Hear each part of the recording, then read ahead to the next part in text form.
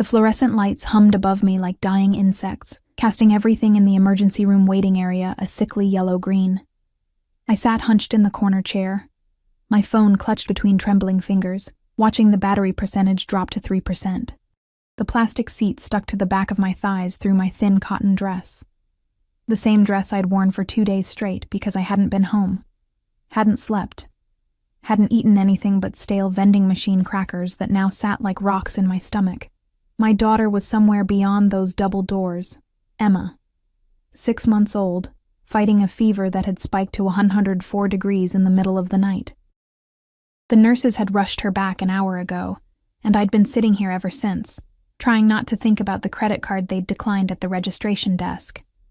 Trying not to remember the look the intake clerk gave me, that particular blend of pity and judgment reserved for young mothers who show up at county hospitals in the middle of the night with no insurance and overdraft notices on their bank apps.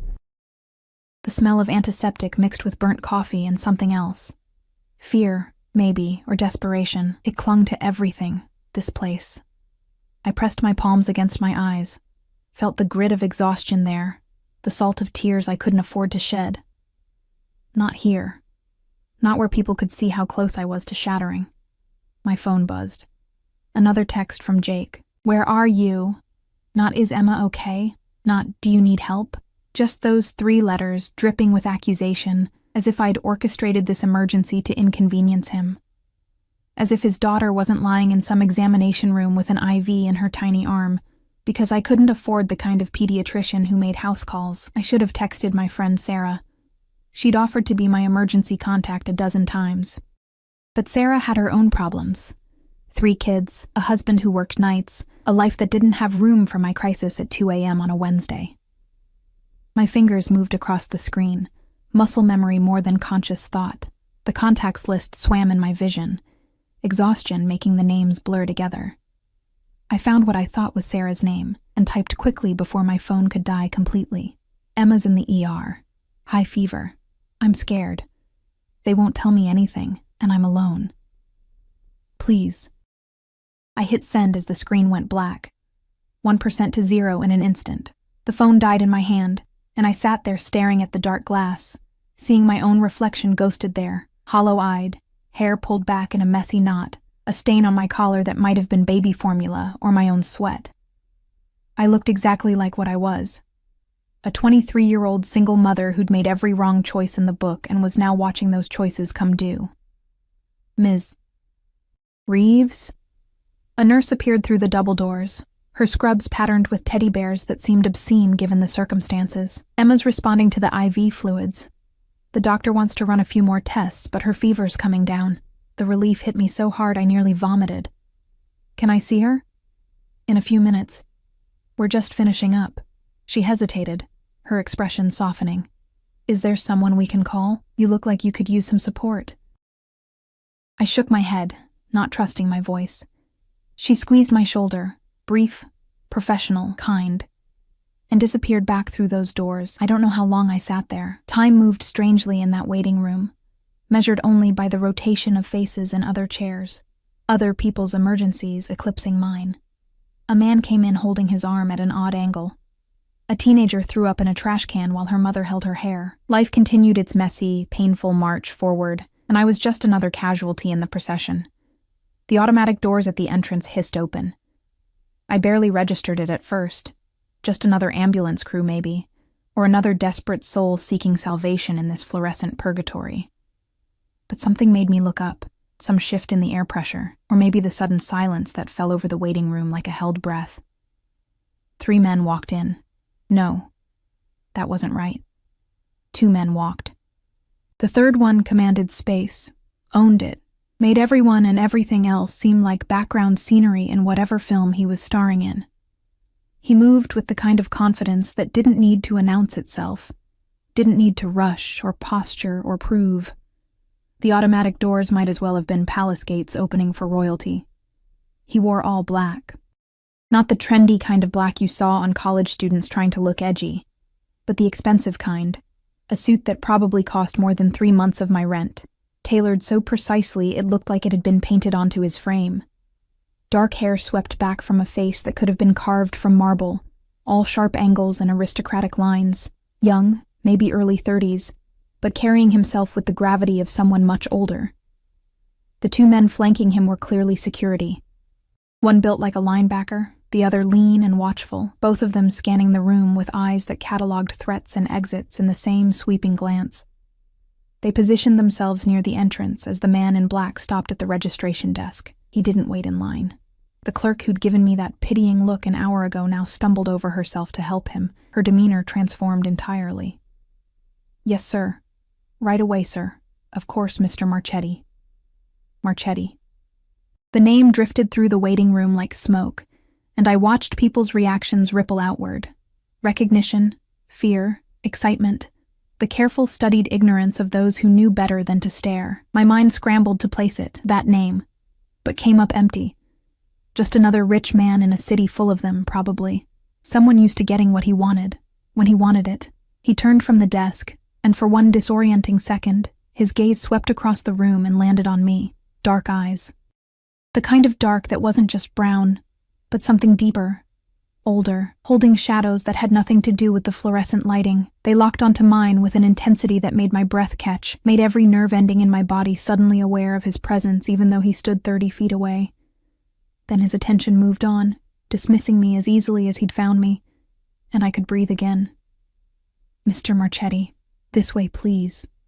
A doctor appeared, not one of the residents who'd been handling the overflow, but someone older, someone who'd clearly been pulled from wherever important doctors went at 3 a.m. "We have a private room ready." They disappeared through a different set of doors, the ones marked authorized personnel only, and the waiting room seemed to exhale collectively. Conversations resumed. The teenager threw up again. Life went back to being ordinarily terrible instead of extraordinarily tense. I tried to focus on Emma, on waiting for my turn to see her, but my mind kept circling back to those few seconds of eye contact. The weight of it. Like being seen and cataloged and filed away for later reference, all in the span of a heartbeat.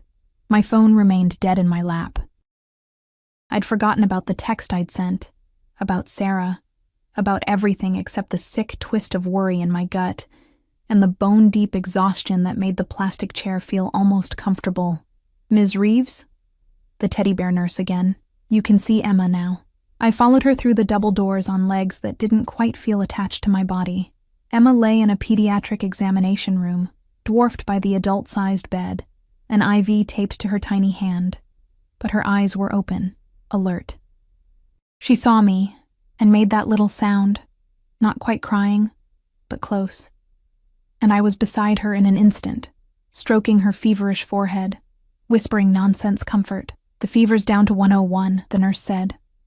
"Still elevated, but much better.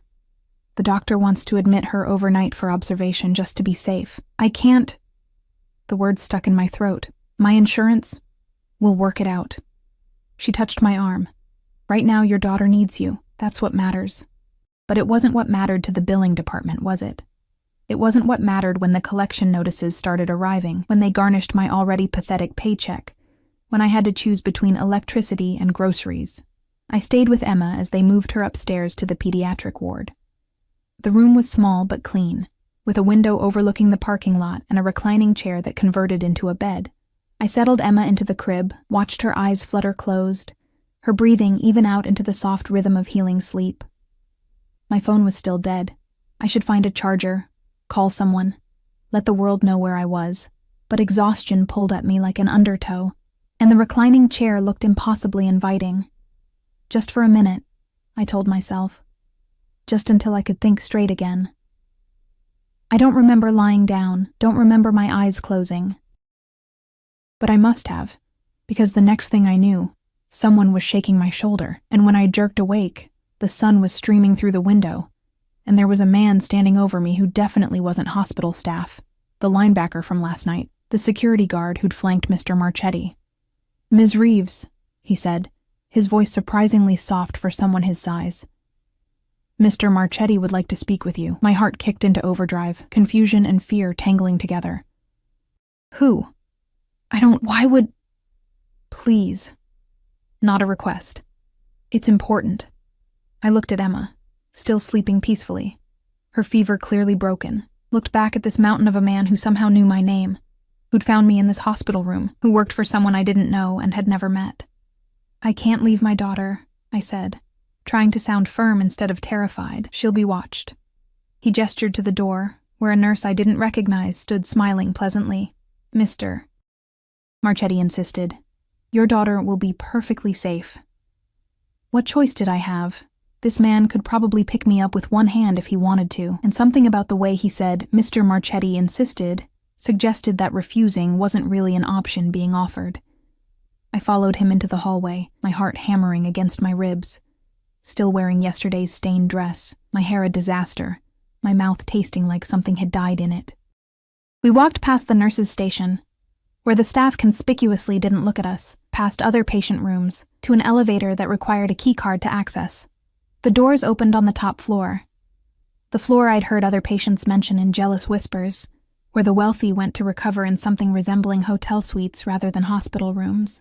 And there, at the end of a corridor that smelled like expensive flowers instead of antiseptic, stood a door flanked by the other security guard from last night. The linebacker knocked once, a voice from inside, low, controlled, absolutely confident, said something I couldn't make out. The door opened, and I stepped into whatever fresh hell my accidentally sent text message had created. The suite looked nothing like the hospital room where Emma slept 3 floors below. Hardwood floors, not linoleum. Crown molding instead of water-stained ceiling tiles. A massive window overlooking the city skyline. Dawn painting everything in shades of gold and rose. Leather furniture that probably cost more than my car. Fresh orchids in crystal vases. The kind of space that announced without words exactly how much money and power separated its occupant from the rest of humanity. He stood by the window, backlit by the rising sun, still wearing black but different clothes than last night. A sweater now. Cashmere probably, over dark slacks. Casual in a way that suggested he owned enough expensive things that wearing them was unremarkable. His hands were in his pockets, his posture relaxed, but something about him radiated coiled tension, like a predator deciding whether to pounce or merely observe. "Ms. Reeves." He didn't turn around immediately. "Thank you for coming." As if I'd had a choice, as if his man hadn't escorted me here like a prisoner being delivered to the warden. I stayed near the door, hyper-aware of the security guard behind me, the one still outside. The fact that I was trapped in this beautiful cage with a stranger who somehow knew my name. "I don't understand," I said, hating how my voice shook. "Why am I here? How do you know who I am?" He turned then, and the full force of his attention hit me like a physical thing. Those dark eyes swept over me, cataloging, assessing, seeing far too much. I was suddenly conscious of every stain on my dress, every tangle in my hair, the fact that I probably smelled like fear and old coffee and desperation. "You sent me a message last night." He pulled a phone from his pocket, not the latest model, interestingly. Something older, more discreet. At 2:47 a.m., my stomach dropped. "No, I didn't. I sent a text to my friend Sarah." My phone died right after but even as I said it, understanding crashed over me.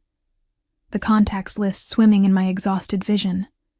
My finger scrolling, selecting the wrong name. Sarah Brennan. Except it hadn't been Sarah I'd selected, had it? "Let me guess," he said, something that might have been amusement flickering across his face. "You thought you were texting someone else." I wanted to sink through the floor, wanted to rewind time, charge my phone properly, make literally any different choice than the one that had landed me here. "I'm so sorry. It was a mistake. I didn't mean to bother you. I don't even know how I have your number, don't you?" He moved closer, each step measured and deliberate. Not threatening exactly, but commanding the space between us, erasing the distance I desperately wanted to maintain. "Think carefully, Natalie. When might someone have put my contact information in your phone, Natalie?" He'd used my first name, and hearing it in his voice, low, almost intimate, made something in my chest tighten. I forced myself to think, to push past the panic. When would someone have... The memory hit me like cold water. 6 months ago. Jake's friend Marcus, always showing up at our apartment with his expensive watch and his knowing smirks, talking about opportunities and connections. He'd grabbed my phone once, said he was putting his number in so I could reach him if I ever needed anything. I deleted it immediately, or thought I had. But what if he'd added other contacts too? What if this man, this Mr. Marchetti, was one of those contacts? Marcus, I whispered. Jake's friend Marcus. Something dark crossed Marchetti's face. Not anger, exactly, but something colder and infinitely more dangerous. Marcus Delano. Yes, he worked for me until he made certain choices that proved incompatible with continued employment. Worked for him. Past tense. And Jake's friend, which meant Jake had connections to whatever world this man inhabited. My ex, Emma's father, the man who'd walked out 2 months after she was born because fatherhood was too heavy and he had opportunities to explore. He'd been involved with someone like Marchetti. I didn't know, I said quickly. Jake never told me what Marcus did, what he was involved in. I had nothing to do with, I know. He stopped a few feet away, close enough that I could smell his cologne. Something dark and woody. Cedar maybe, mixed with something spicier. Expensive, like everything else about him.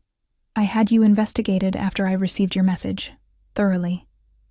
Natalie Reeves, 23, works part-time at Morrison's Diner on 5th Street. Dropped out of community college when you got pregnant. Father is deceased, mother remarried and moved to Arizona. No siblings. No criminal record. No assets beyond a 10-year-old Honda Civic with a failing transmission. Rent on a studio apartment in Riverside is 3 months overdue. Credit score below 600. You are, by all accounts, exactly what you appear to be. A young mother struggling to survive. Each fact landed like a blow. The clinical recitation of my failures, my poverty, my absolute insignificance laid bare in his cultured voice. Tears burned behind my eyes, but I blinked them back furiously. I wouldn't cry. Not here. Not in front of him. Then you know I'm nobody, I said, lifting my chin. I'm nobody important. I don't know anything about your business or Marcus or whatever Jake was involved in. So please, just let me go back to my daughter. I know you texted me by mistake, he said, ignoring my plea entirely. But I came anyway. Do you know why? I shook my head, mute. Because you said you were scared and alone. His eyes held mine, and there was something in them I couldn't name. Because you asked for help. And because Marcus Delano put my contact information in your phone for a reason, likely insurance against the day I discovered he was stealing from me. He thought if he gave you access to me, I might hesitate to act against him. He was wrong. The temperature in the room seemed to drop. What happened to Marcus? Nothing you need to concern yourself with. He moved past me to a small bar cart, poured amber liquid from a crystal decanter into a glass. Your ex-boyfriend, however, Jake Morrison. His situation is more complicated. Morrison. Not Reeves. Jake had never wanted to marry me, never even discussed it. And now hearing his last name in Marchetti's mouth, I realized I'd never known anything real about him at all. What about Jake? My voice came out smaller than I intended. He's been continuing Marcus's work. Less successfully, but with equal ambition. Marchetti took a sip of his drink, watching me over the rim. He owes me a considerable amount of money. Money he doesn't have and cannot repay. The floor tilted beneath me. I don't have anything to do with Jake anymore. He's Emma's father, but he left us. I haven't spoken to him in weeks, I know. Which is why when I received your message last night, a message clearly not intended for me, I made a decision. He set the glass down, moved toward me again, and this time I took a step back, my spine hitting the door. He stopped, giving me space but trapping me nonetheless. Jake Morrison's debt is approximately $370,000. His methods of repayment have been unsatisfactory. But you, Natalie, you've given me an idea. No. The word burst out of me. Whatever you're thinking, no. I don't have money. I can't pay Jake's debts. I can barely pay for my daughter's hospital stay. You already paid for it. He said it casually, as if it were nothing. Emma's bill has been settled. The hospital administrator was quite accommodating once I made it clear that her care was my personal interest. I stared at him, unable to process what he was saying. Why would you... I can't accept that. I don't even know you. You texted me for help. I helped. His head tilted slightly, studying me like I was a puzzle he was working to solve. But there are conditions. Of course there were. Nothing was free, especially not help from men like this. Men who wore $1,000 suits and had people investigated and spoke about debt collection like it was weather small talk. What conditions? Jake Morrison believes you're still an asset to him.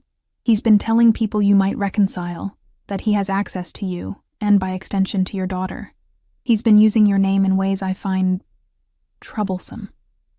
Nausea rolled through me. Jake, trading on our history, on Emma's existence, to buy himself time or credibility or whatever currency he needed in this dark world I'd never known existed. I want nothing to do with him, I said.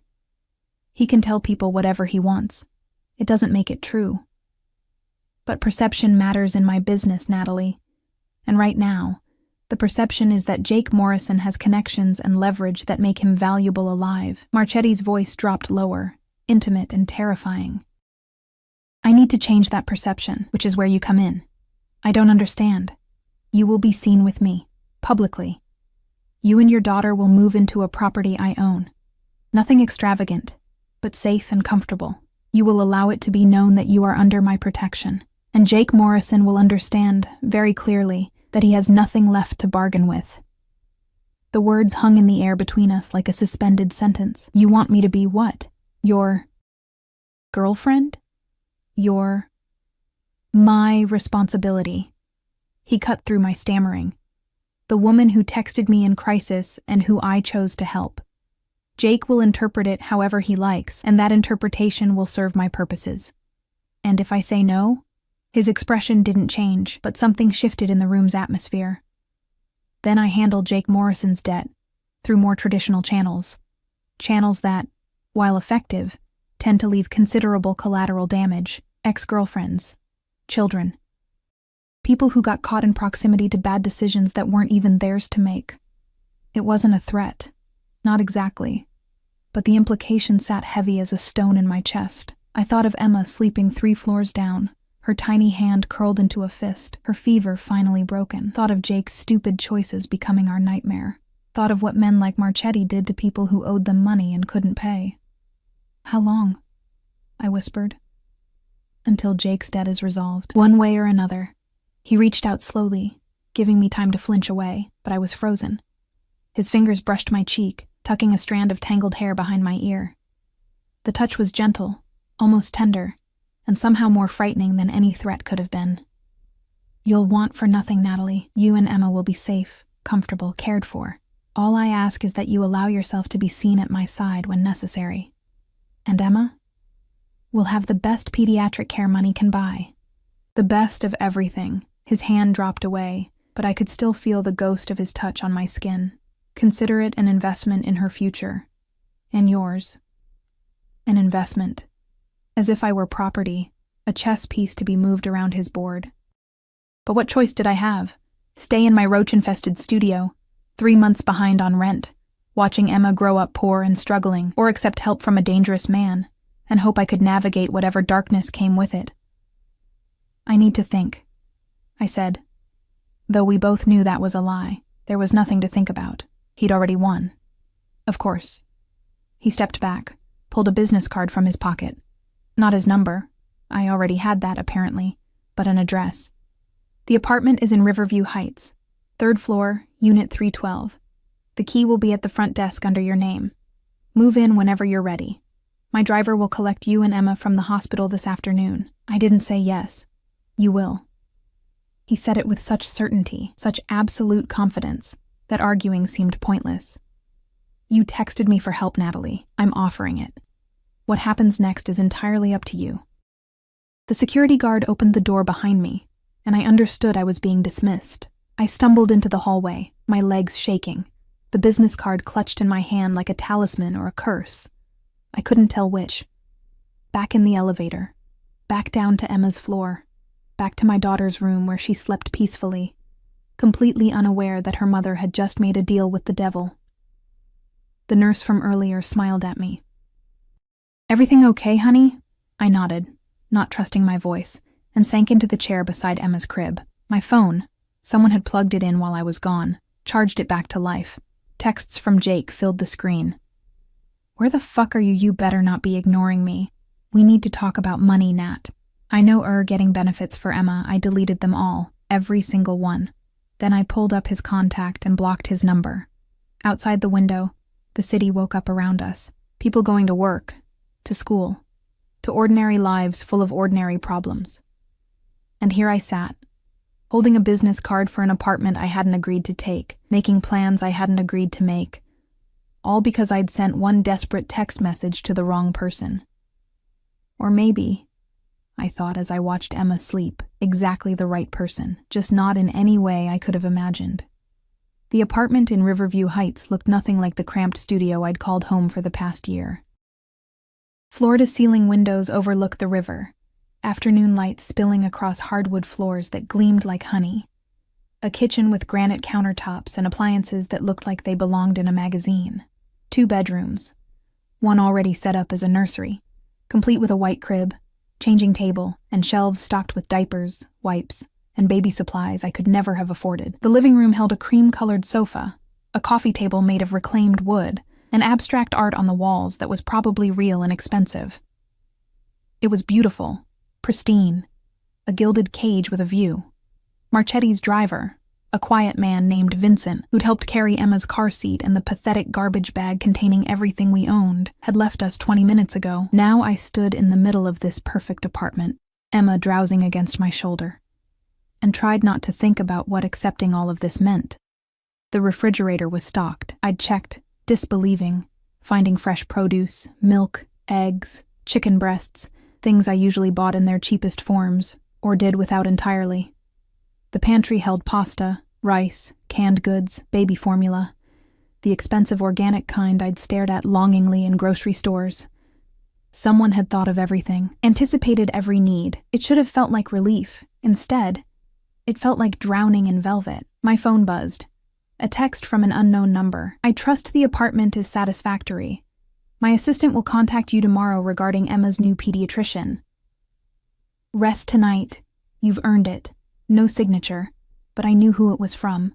That formal tone. The assumption that his arrangements would be perfect because he'd made them. I typed back quickly, my thumb hovering over the send button.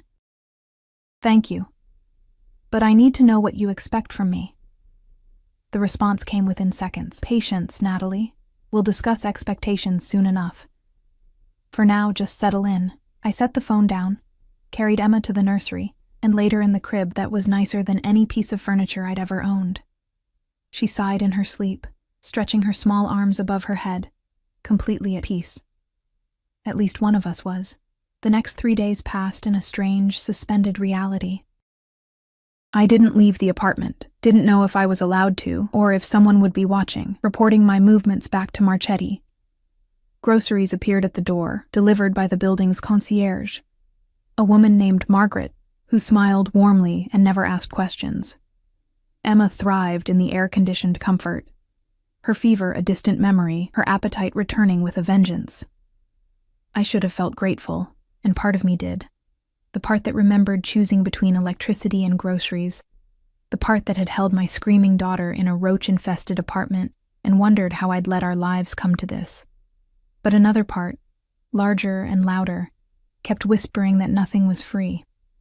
That every meal I ate, every soft surface Emma crawled across, was purchased with currency I didn't understand and couldn't repay. On the 4th morning, my phone rang. Not a text this time, but an actual call from that same unknown number. "Hello?" My voice came out uncertain. "Ms. Reeves." Not Marchetti. A woman's voice, crisp and professional. "My name is Catherine Chen. I'm Mr. Marchetti's personal assistant. He's requested that you join him for dinner tomorrow evening at his home. A car will collect you at 7. "I don't have anyone to watch Emma," I said quickly. Too quickly, like I was making excuses. "Emma is invited as well, of course. Mr. Marchetti has arranged for a nanny to be present, a woman with impeccable credentials. But he'd like Emma there. He was quite specific about that." Of course he was. Because this wasn't just about me being seen with him. It was about Jake knowing that Emma, his daughter, was now under another man's protection. The message couldn't be clearer. What should I wear? The question felt absurd even as I asked it. As if I owned anything appropriate for dinner at the home of a man who probably had servants and crystal stemware and meals that cost more than my monthly income used to be. Something comfortable, Catherine said, and I could hear the smile in her voice. Mr. Marchetti prefers informality at home, but if you'd like, I can arrange for a stylist to— No! The word came out sharper than intended. I'll manage. Thank you. I hung up before she could offer anything else, before the weight of obligation could settle any heavier on my shoulders. But after Emma went down for her nap, I stood in front of my meager collection of clothes and felt despair wash over me. Everything was wrong. Too worn, too cheap, too obviously from clearance racks and thrift stores. The nicest thing I owned was the black dress I'd worn to my father's funeral 3 years ago, and even that had a small stain on the hem I'd never managed to remove. The buzzer rang. I checked the video intercom and saw a woman standing in the hallway, holding several garment bags. Ms. Reeves? I'm from Bellissima. Ms. Chen sent me. I buzzed her in, fury and gratitude warring in my chest. Of course he'd anticipated this. Of course he'd known I'd have nothing suitable to wear. The woman, sleek, polished, wearing more confidence than I'd felt in my entire life, swept into the apartment with the garment bags and a smile that was probably meant to be reassuring. Mr. Marchetti wanted you to have options, she said, laying the bags across the sofa. Nothing too formal, but elegant, comfortable. I took the liberty of bringing several sizes based on the information Ms. Chen provided. Information. He'd had me measured somehow, probably from the hospital security footage or the investigation he'd run. Every detail catalogued, anticipated, controlled. The dresses were beautiful, simple but expensive, the kind of expensive that didn't need logos or obvious labels because the quality spoke for itself. Soft fabrics in muted colors, cuts that were modest but flattering. I wanted to refuse them all, to send this woman away and show up at his door in my funeral dress just to prove I couldn't be bought. But I thought of Emma, of the soft crib and the stocked pantry, and the fact that, for the first time in months, I wasn't waking up in a panic about money. And I chose a dress. Dark green, knee-length, with 3/4 sleeves and a neckline that showed nothing but collarbones. Armor disguised as evening wear. The stylist left with a promise to return tomorrow afternoon to help with hair and makeup. I locked the door behind her and sank onto the sofa, surrounded by tissue paper and garment bags, feeling like I was being dressed for sacrifice.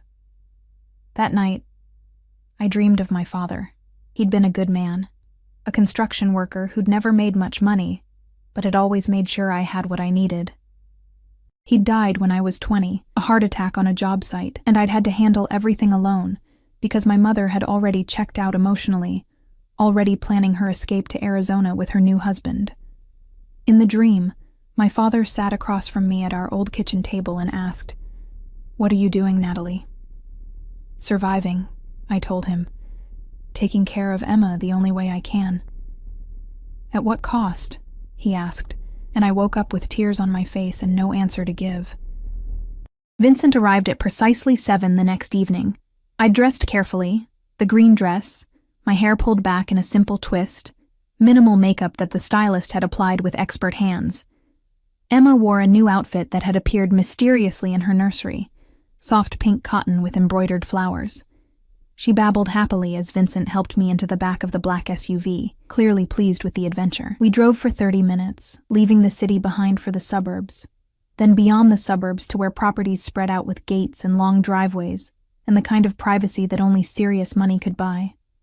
The SUV turned onto a private road, passed through gates that opened automatically, and pulled up to a house that made me forget how to breathe. It wasn't a mansion, not in the ostentatious way I'd expected. Instead, it looked like something from an architectural magazine. Modern lines mixed with traditional stone, large windows glowing with warm light, surrounded by manicured grounds that suggested a full-time groundskeeping staff. Beautiful without being cold, impressive without screaming for attention. Vincent opened my door, helped me out while I juggled Emma and the diaper bag I'd insisted on bringing. The front door opened before we reached it, and there he was. Marchetti, wearing dark jeans and a white button-down with the sleeves rolled to his elbows. More casual than I'd ever seen him, but somehow more dangerous too, like seeing a predator in its natural habitat instead of dressed for the hunt. His eyes found mine immediately, held them for a beat too long, then dropped to Emma. "Natalie," he said, my name a low rumble in his chest. "Thank you for coming. And this must be Emma." He moved closer, and I instinctively stepped back, holding Emma tighter. He noticed, of course he noticed, and stopped, raising his hands slightly in a gesture of peace. "I'm not going to hurt her," he said quietly. "Or you, despite what you might think of me." "I don't know what to think of you," I admitted. "I don't know anything about you except that you're dangerous, and you own me now." Something flashed across his face. Anger, maybe, or hurt, though that seemed impossible. "I don't own you. I'm helping you. By forcing me to be seen with you, by moving me into an apartment I didn't choose, by making decisions about my daughter's healthcare without asking me." The words tumbled out before I could stop them. Months of helplessness finding a target. That's not help. That's control.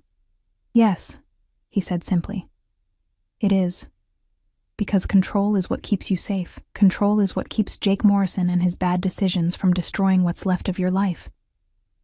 He paused, his jaw tight. "You can hate me for it, Natalie, but you'll be safe while you do." Emma chose that moment to reach for him, her small hand opening and closing in that universal baby gesture of wanting. Marchetti looked at her, then at me, asking permission without words. I should have said no, should have held my daughter close and refused to let this dangerous stranger touch her. But Emma was smiling, fearless in the way only children can be. And some part of me was curious to see what he'd do. I shifted her toward him. He took her with surprising confidence, settling her against his hip like he'd done it 1,000 times before. Emma grabbed his collar, babbling happily, and I watched something soften in his expression. Something almost human beneath the cold control. "She's beautiful," he said. "She has your eyes." And her father's complete lack of survival instinct, apparently. The words came out bitter, watching my daughter coo at a man who probably had Jake's blood on his hands. Metaphorically, if not literally.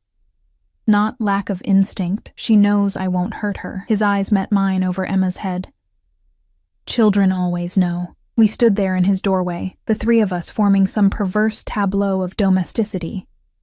And I wondered how my life had spiraled so completely out of my control. 4 days ago, I'd been drowning. Now I was being pulled under by a different kind of current entirely, one that wore expensive cologne and held my daughter like she was precious. "Come inside," Marchetti said finally. "Dinner is ready, and there's someone I'd like you to meet." He turned and walked into the house, still carrying Emma, leaving me to follow or flee. I followed. Because despite everything, despite the fear and the anger and the helplessness, I wanted to see who else inhabited his world.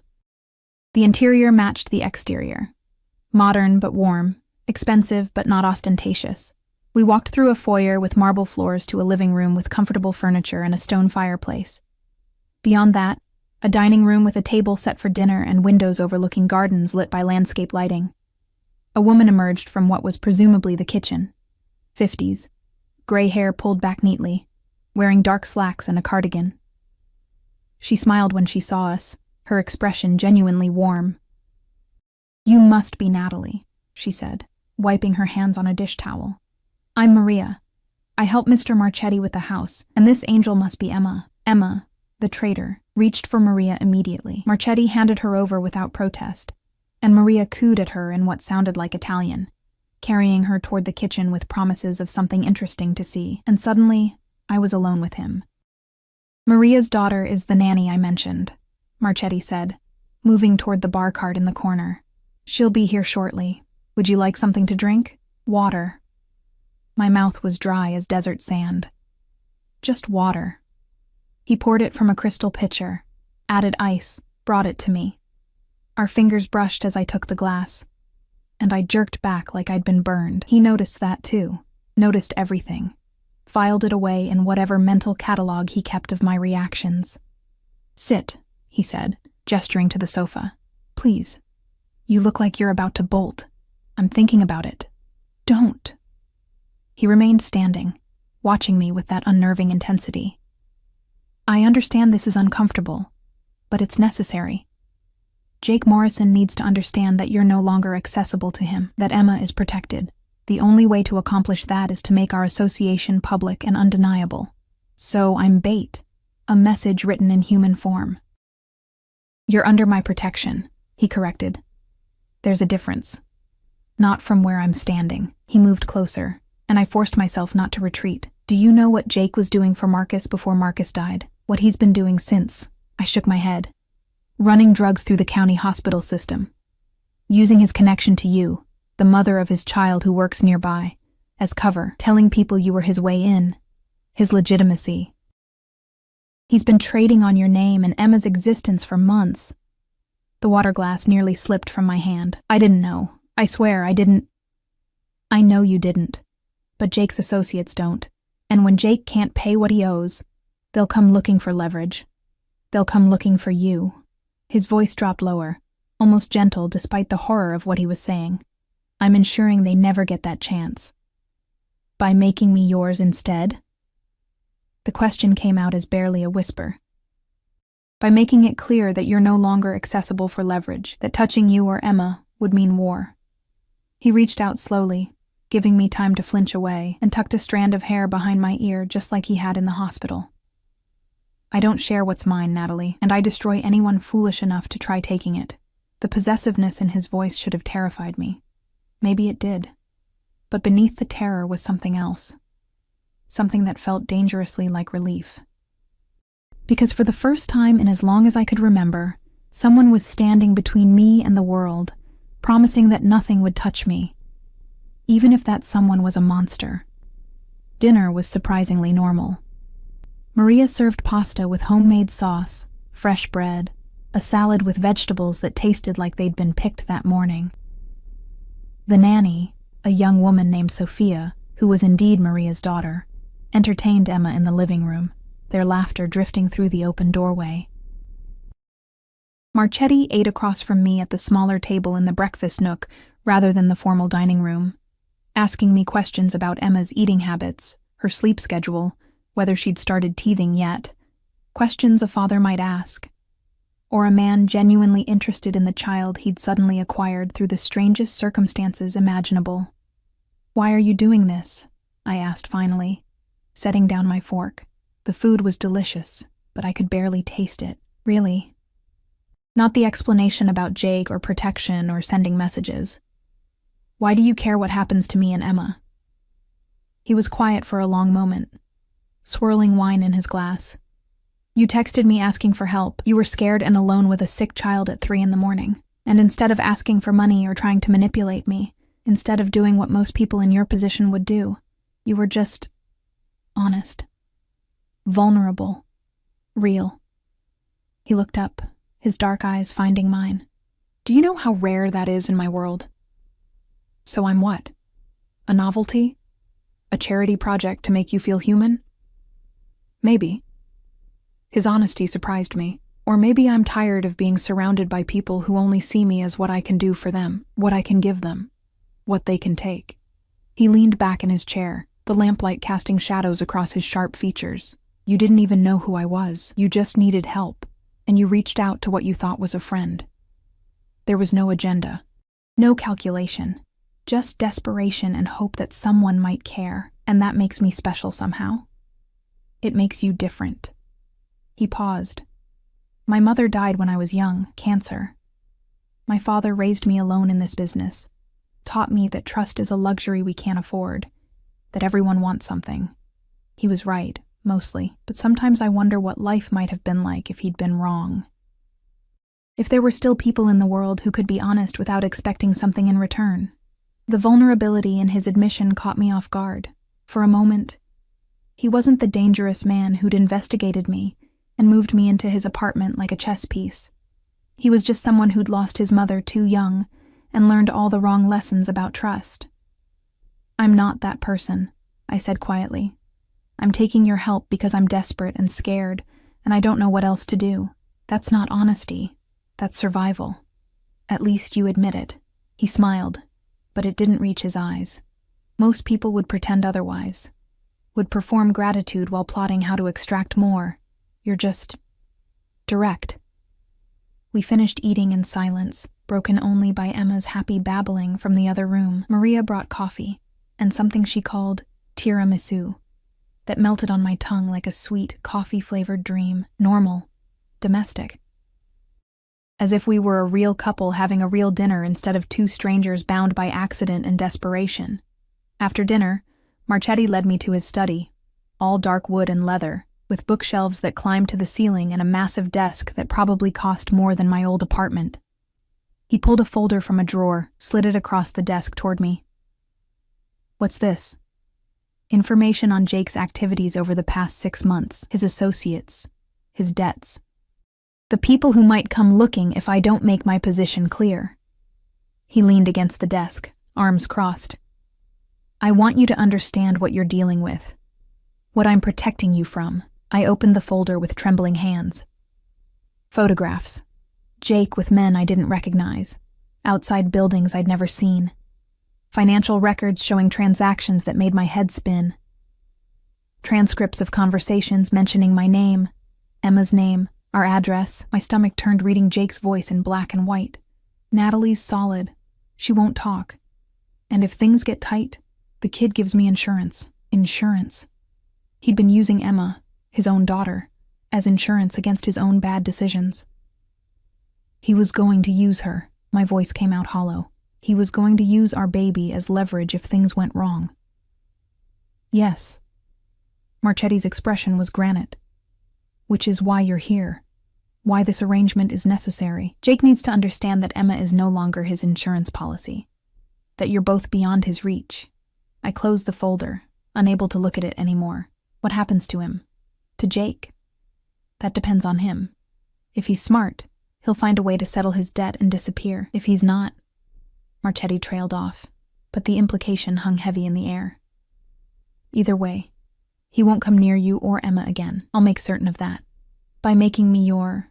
I couldn't finish the sentence. Didn't know what word to use. Girlfriend? Property?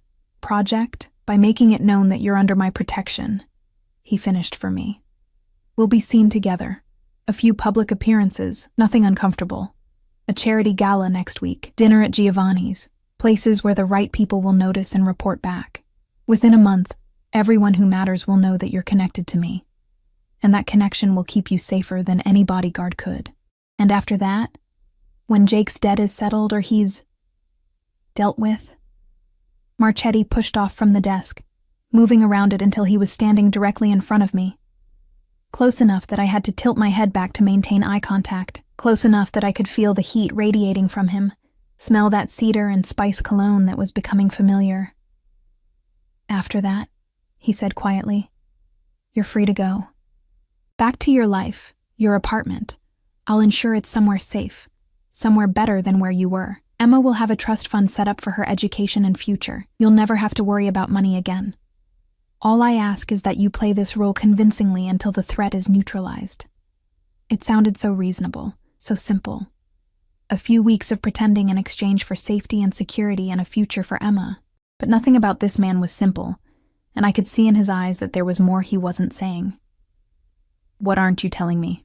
A ghost of a smile crossed his face. "You're perceptive." "I'm desperate. It makes you pay attention. Fair enough." He reached out, his hand cupping my cheek with surprising gentleness. I should have pulled away, should have maintained distance, but I was frozen, trapped in his gaze like a rabbit before a wolf. "The truth is, Natalie, I don't know if I'll be able to let you go when this is over. You and Emma have already become more important to me than they should be. More real than anything in my life has been in years." My heart hammered against my ribs. "You don't even know me. I know you're a good mother. I know you're stubborn and scared and trying to survive the best way you can. I know you dropped out of college to raise a baby alone because the father was too much of a coward to stay. I know you work 12-hour shifts at a diner that doesn't pay enough and come home to an apartment with cockroaches because it's all you can afford. I know you've been drowning, and you're still fighting, still trying to keep Emma safe and happy despite everything." His thumb brushed across my cheekbone. "That's enough. That's more than enough. This is insane," I whispered. You're talking about keeping me like I'm something you can own. I'm talking about giving you a choice." His hand dropped away, and I could breathe again. "Stay with me. Let me take care of you and Emma, not as a possession or a project, but as someone He stopped, shook his head. "Just consider it. That's all I'm asking." Before I could respond, Emma's cry echoed from the living room, not distressed, just tired and ready for her mother. I seized the excuse gratefully, escaping the study and Marchetti's impossible words. Sophia had Emma on her hip, bouncing her gently. "I think someone's ready for bed," she said with a knowing smile. I took Emma, buried my face in her baby shampoo scent, and tried to remember who I was before a mistaken text message had turned my life into something I no longer recognized. The drive back to the apartment was quiet. Marchetti insisted on accompanying us despite Vincent's presence, sitting across from me in the SUV's back seat while Emma dozed against my shoulder. He didn't try to talk, just watched us with an intensity that made my skin prickle with awareness. At the apartment, he walked us to the door, watched while I fumbled with the key, waited while I got Emma settled in her crib. When I emerged from the nursery, he was standing by the windows overlooking the river, hands in his pockets, silhouetted against the city lights. "Thank you for dinner," I said, because someone had to break the silence. "Thank you for coming." He turned to face me. "The gala is Saturday night, 7 o'clock. Catherine will arrange everything you need." I'm not ready for this. No one ever is. He moved toward the door, paused with his hand on the knob. "But you'll do fine. You're stronger than you think, Natalie. Stronger than you give yourself credit for." He left before I could respond, and I stood alone in my borrowed apartment, watching the river flow past outside and wondering how much of myself I was willing to sacrifice for safety. The week passed in a blur of preparations. Catherine sent a stylist, a makeup artist, someone to teach me basic social etiquette for high society events. I learned which fork to use, how to make small talk, how to smile and nod while feeling like an imposter in expensive clothes. Emma thrived under Sophia's care during these sessions, the young woman becoming a fixture in our days. Jake called 3 times. I let them all go to voicemail, listened to his increasingly desperate messages, asking where I was, why I'd moved, demanding to see Emma. The 3rd message was different, scared instead of angry. "Nat, please. I heard you're with him. With Marchetti. You don't understand what you're doing. He's dangerous. Call me back. Please." I deleted them all and tried not to think about what it meant that Jake knew where I was, who I was with. Tried not to wonder if Marchetti had made sure he knew, if that was the point. Saturday arrived too quickly. The dress Catherine sent was stunning. Midnight blue, floor length, with a neckline that showed collarbones, and the barest hint of cleavage. Elegant without being revealing. The kind of dress that cost more than I used to make in 6 months. Sophia arrived to watch Emma, assuring me she'd be fine, that I looked beautiful, that Mr. Marchetti was a lucky man. Lucky. As if this were real, as if we were anything other than a dangerous man and a desperate woman playing pretend for an audience that could destroy us both. Vincent collected me at 7 sharp. The drive to the gala venue, some historic hotel downtown with chandeliers and marble columns, took 30 minutes. With each passing mile, my anxiety ratcheted higher. This was real. This was happening. I was about to walk into a room full of the wealthy and powerful on the arm of a man everyone seemed to fear, pretending to be something I wasn't. The SUV pulled up to the entrance, where other cars were disgorging women in designer gowns and men in expensive tuxedos. Vincent opened my door, and I stepped out into camera flashes and curious stares, wondering if anyone could see through the facade to the terrified girl beneath. Then Marchetti was there, appearing at my side like he'd been waiting. He wore a tuxedo that made him look like he'd stepped out of a Hollywood film, all sharp lines and dangerous elegance. His hand found the small of my back, warm through the thin fabric of my dress, possessive and protective in equal measure. "Breathe," he murmured against my ear. "You look perfect. I look like I'm about to throw up." "Even better. Fear makes you human. They'll eat it up." His hand pressed more firmly against my back, guiding me forward. "Stay close to me. Don't answer questions about us directly. If anyone makes you uncomfortable, squeeze my hand twice. I'll handle it. We climbed the steps together, and I felt every eye in the vicinity tracking our movement. Whispers rippled through the crowd like wind through grass. That's Marchetti. Who's the girl? Never seen her before. Pretty. Young. Where did he find her? Inside, the ballroom was everything I'd imagined. Crystal chandeliers dripping light, a string quartet playing something classical, waiters circulating with champagne and hors d'oeuvres that probably cost more per bite than my old daily food budget.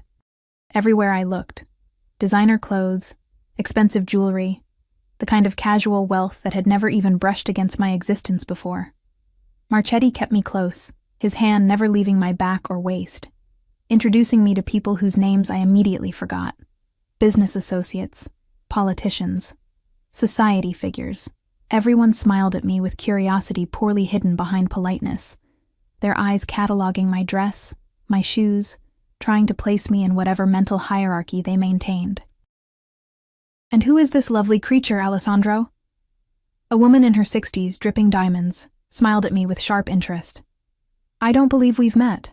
Mrs. Vanderbilt, this is Natalie Reeves. Marchetti's voice held warmth I'd never heard before, though his hand tightened possessively on my waist. Natalie, Mrs. Vanderbilt is one of the gala's primary sponsors. It's wonderful to meet you, I said, trying to remember Catherine's coaching about eye contact and genuine smiles. Reeves, Mrs. Vanderbilt repeated thoughtfully. I don't know that family. Are you local, dear? The question held layers of meaning I barely understood, asking about my background, my pedigree, whether I belonged in this world. Marchetti's hand moved in small circles against my waist, reassurance or warning, I couldn't tell. I grew up here, yes, I said carefully. Though I'm sure our circles haven't crossed before tonight. How did you and Alessandro meet? Her eyes gleamed with predatory curiosity. Through mutual acquaintances, Marchetti answered before I could. Sometimes the universe arranges meetings when we need them most. Wouldn't you agree? Mrs. Vanderbilt laughed, charmed, and moved on to her next target. I sagged slightly against Marchetti's side, relief making my knees weak. You did well, he murmured. But we've only just begun. The evening stretched endlessly. We moved through the ballroom like dancers in some elaborate performance, Marchetti introducing me, his hand always on me somewhere, claiming me in ways both subtle and obvious. I smiled until my face ached, made small talk until the words blurred together, and tried not to think about how many people were watching, judging, reporting back to whoever cared about Alessandro Marchetti's personal life. Around 10, Marchetti excused us from a conversation with a city councilman and his wife, guiding me toward the terrace. The cool night air hit my overheated skin like a blessing. I leaned against the stone railing, staring out at the city lights below, and tried to remember how to breathe normally. You're doing better than I expected, Marchetti said, coming to stand beside me. Close, but not touching, giving me space for the first time all evening. I feel like a circus animal, performing on command. Welcome to my world. He pulled a silver case from his jacket, extracted a cigarette, then seemed to think better of it, and put it away. I grew up in rooms like this, learning to smile at people I despised, to make conversation that meant nothing, to play whatever role was required. You get used to it. I don't want to get used to it. I turned to face him. This isn't me, Alessandro. This dress, this event, pretending to be someone who belongs in your life, it's all just costume and lies. Is it? He moved closer, his dark eyes searching mine. Or are you just discovering parts of yourself you didn't know existed? You handle these people better than you think. You're smart, observant, adaptable. You just never had reason to use those skills before, because I was too busy trying to survive. And now you're not. Now you have room to breathe, to think, to be more than just a mother struggling to make rent. His hand came up, cupping my face with that same gentle possession that both terrified and comforted me. I know you hate this, hate me maybe, for forcing you into it. But can you honestly say your life is worse now than it was 2 weeks ago? I wanted to say yes, wanted to insist that freedom and poverty were better than this gilded captivity. But Emma's face flashed through my mind, happy, healthy, thriving. No more roaches, No more wondering if I could afford formula. No more lying awake, calculating which bill I could skip to keep the lights on. That's not fair, I whispered. No. But it's honest. His thumb brushed across my cheekbone. I'm not a good man, Natalie. I've done terrible things to people who crossed me. I'll do more terrible things before this is over. But I protect what's mine, and whether you want to admit it or not, you and Emma are mine now. We're not things to be owned. No. You're people to be cherished, protected, cared for. He leaned closer, his breath warm against my lips. Let me do that. Let me give you the life you deserve. In exchange for what? My freedom? My soul? In exchange for letting me be part of your life? For not running the moment I give you the chance? His voice dropped lower, intimate and raw. I haven't felt human in years, Natalie. Haven't cared about anyone or anything beyond business and survival. And then you sent me that text, this desperate plea for help from a woman I'd never met, and something in me woke up, something I thought I'd buried with my mother. I'm not your redemption story, I know.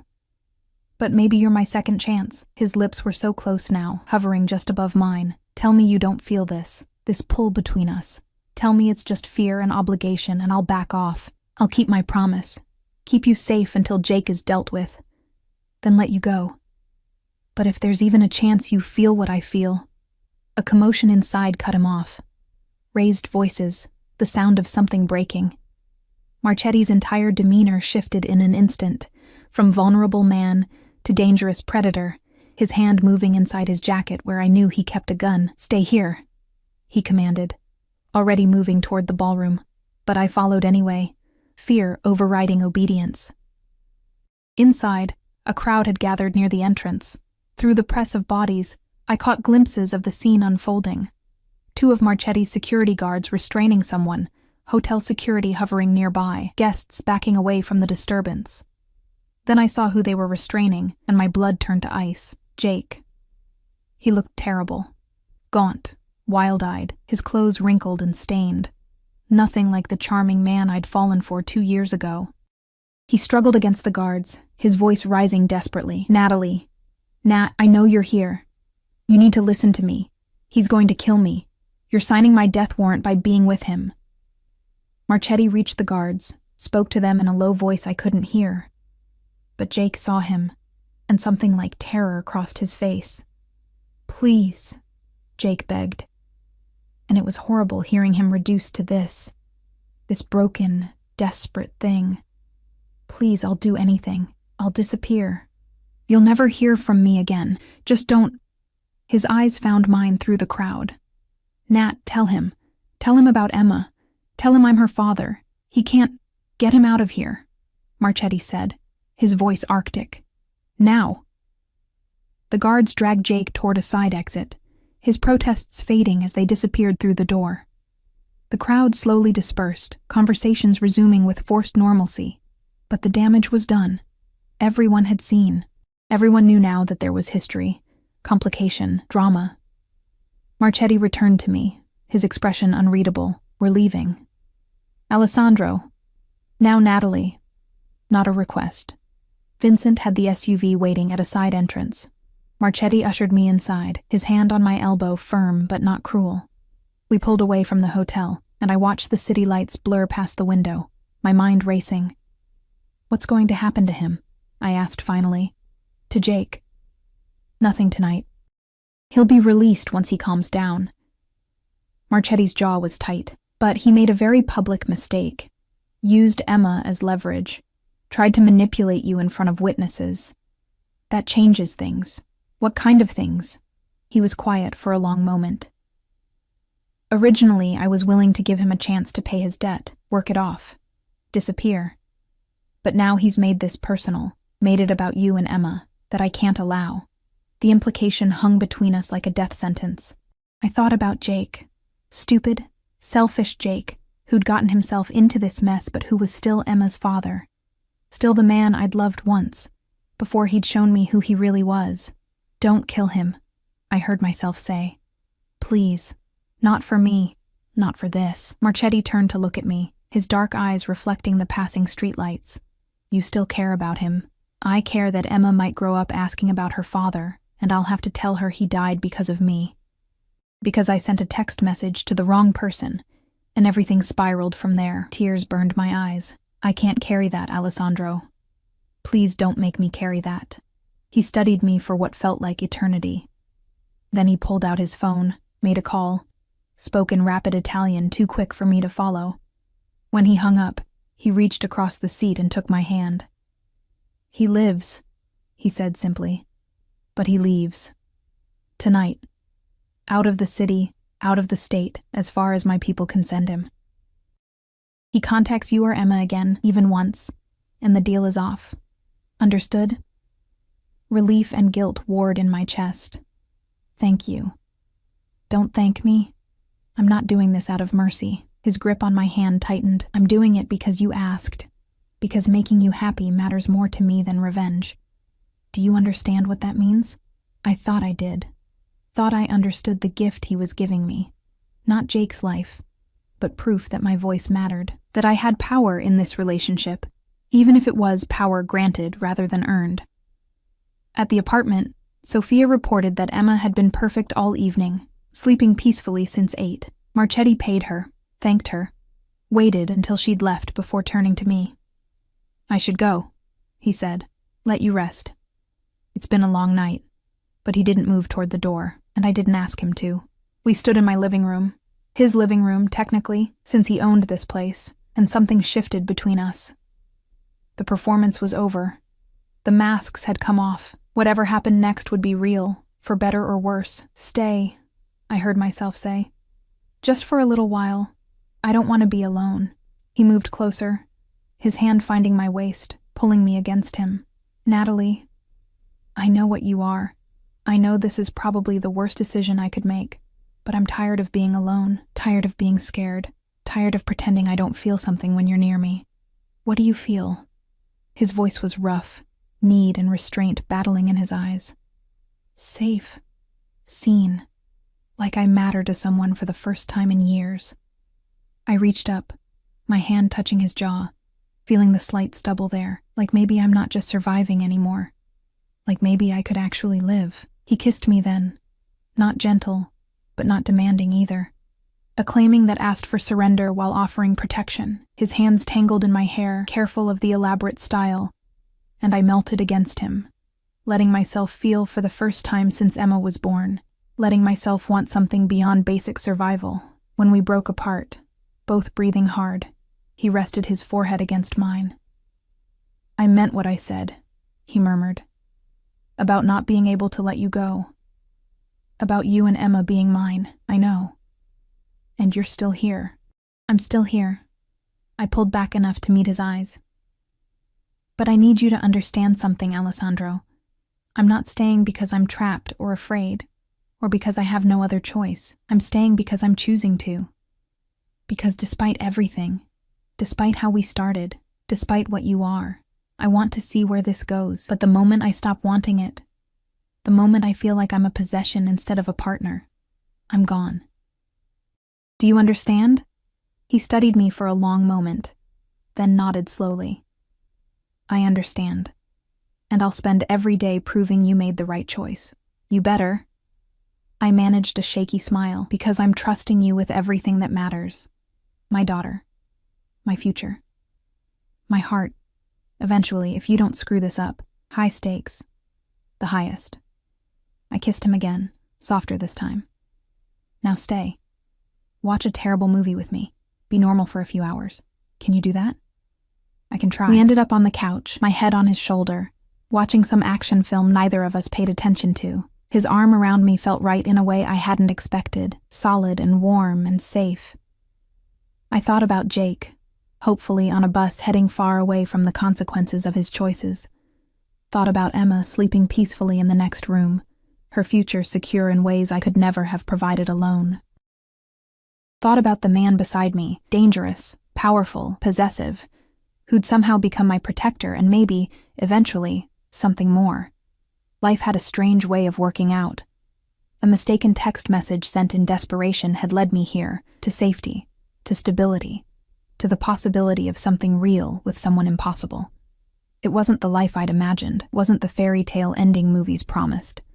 But it was mine, built from broken pieces and bad decisions, and one moment of accidental honesty. And maybe that was enough. Maybe that was everything.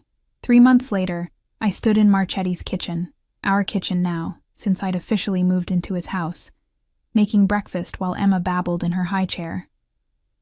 The morning sun streamed through the windows, catching on the diamond ring that had appeared on my finger 2 weeks ago. Not an engagement ring, Alessandro had explained, just a promise. A symbol that this was real, that we were building something together. He appeared in the doorway, still in pajama pants, his hair mussed from sleep. The dangerous crime boss transformed into something softer, more human. He kissed Emma's head, then mine, and stole a piece of bacon from the pan. "Maria called," he said, wrapping his arms around me from behind. "She wants to know if we're coming for Sunday dinner." "We should. Emma loves seeing Sophia, and you love Maria's cooking." Guilty. I leaned back against his chest, feeling his heartbeat steady and strong. "Jake called yesterday, from Montana." Alessandro tensed slightly. What did he want? "To talk to Emma." I let him on video call. He looked better, sober, working construction. "He thanked me for convincing you to let him live." I turned in his arms. He knows he can never come back. Knows that Emma's life is here now, with us. But he wanted to say he was proud of me. For surviving. For finding someone who treats us right. Generous of him. It was, actually. I touched Alessandro's face, this man who'd become my everything through the strangest circumstances. "We're happy, aren't we? This isn't just me pretending anymore. We're happy," he confirmed, kissing me softly. "And if you're pretending, you're the best actress I've ever seen." "Good. Because I'm not going anywhere. Neither am I." Emma banged her hands on the high chair tray, demanding attention, and we both laughed. Alessandro lifted her into his arms, and I watched them together, the innocent child and the dangerous man who'd become her fiercest protector. My family, forged from mistakes and miracles, and one desperate text message sent to the wrong number. Life wasn't perfect. Alessandro's business still kept him out late sometimes, brought dangerous men to our door, required vigilance and security I was still learning to accept. But Emma was thriving. I'd started online classes again, working toward the degree I'd abandoned. And every night, I fell asleep next to someone who'd promised to protect me, to care for me, to never let the world touch us again. The text I'd sent by mistake had saved us, had led us here, to this moment, to this life I never could have imagined. And as I stood in that sun-filled kitchen, watching Alessandro play with Emma while bacon sizzled on the stove, I finally understood what it meant to be truly safe. Not because I was hiding from the world, but because I'd found someone willing to stand between me and anything that threatened our happiness. Someone who'd turned a mistake into a miracle. Someone who'd made me believe in second chances. My phone buzzed with a text. I glanced at it, smiled, and deleted it without responding. Just a marketing message, nothing important. Because I'd learned my lesson about mistaken text messages, and this time, I'd sent mine to exactly the right person after all.